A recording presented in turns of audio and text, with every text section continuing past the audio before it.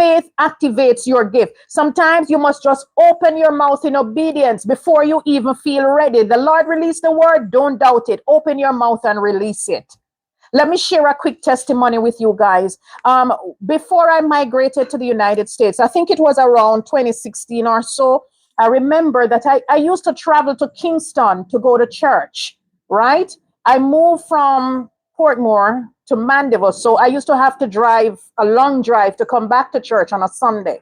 And I remember one Sunday, I was watching the service on, I think it was Facebook or either Facebook or some other platform. I was watching the service because I could not make it to church. And while I was watching the service, I remember my bishop was ministering to people. He was doing deliverance and he was, moving in the prophetic. And there was a man that he called and he was ministering to this man. And I'm lying in the bed. And remember, at that time, I was not strong in the prophetic. I was young in the prophetic, just growing, right? So you have all this doubt in your spirit. Sometimes you will hear something and you're wondering if it's God. All of us go through that.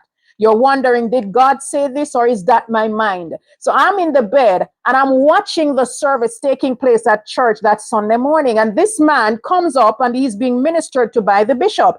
And as the man stood in front of the bishop, I heard, and now listen, remember when I was telling you about the different ways in which you will hear the voice of God per se, right? And the different ways in which God will speak to you as a prophetic person. And I said that there is something known as perception. You perceive a thing.